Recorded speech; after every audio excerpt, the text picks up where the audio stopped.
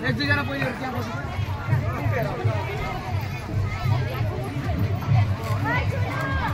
नमस्कार, सर्वप्रथम मोर नाम शंकर विश्वकर्मा। मैं एजन गोरखा लड़ा और ये आपलोके देखिसे जाते आमार traditional house Gorkha traditional house बुली कय नेपालीत कय आमार गोरखा नेपालीत कय तारे घर जोंटो आमार परम्परार পৰা আমি বসবাস কৰি আহিছো সেইটো হল आमार तारे घर Nepali Gorkha traditional house. Assam rifle regiment আছে সেইটো হল आमार खुकुरी और ইয়াতে গোটে হল आमार। नमस्ते, शंकर विश्वकर्मा गोरखा को छोरो हो र हजुरहरुले देख्नुभयो यहाँनिर हाम्रो गोरखा ट्रेडिशनल हाउस यानी कि हाम्रो गोरखा तारे घर जुन चाहिँ हामी पूर्व पुरुषबाट हामीले मानि आएको छौं र यसै घरमा बसोबास गरी हामी अहिले यत्रो भइसक्यौं। हजुरले देख्नुभयो होला यहाँ हेर्नुस्, यो हाम्रो सालमा एकबार पूजा गरिन्छ जुन चाहिँ संसारी पूजा भनिन्छ। संसारी पूजा यो हाम्रो दोकन हाम्रो जुन चाहिँ हामी घाँसपात काट्न जाँदाखेरि हामीले बोकेर हिँड्छौँ, घाँस बोकेर हिँड्छौँ, भारी बोकेर हिँड्छौँ। यो हाम्रो घाँसपात बोक्ने दोकन हाम्रो।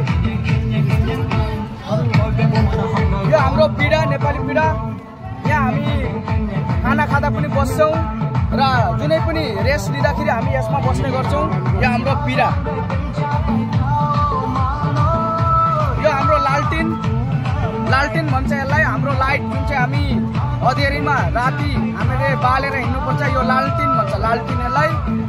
यो हाम्रो लालटिन हो। यो हाम्रो झाडु कुचो, यसले हाम्रो घर सफा गरिन्छ। जुन चाहिँ हामीले घरमा बसोबास गरिन्छ त्यहाँ लेत्रा हुन्छ, त्यतिखेर हामीले घरलाई सफा गर्ने कुचो हो यो। यो हाम्रो ठेकी जहाँ हामीले दहीलाई हामीले दुधलाई दही बनाइन्छ, दहीबाट मही बनाइन्छ। यो हाम्रो ठेकी। मदानी, यो चाहिँ मदानी जुन चिज चाहिँ यहाँनिर फिर्के लाइन्छ, फिर्के फिर्के लाइन्छ, यो हुन्छ मदनी।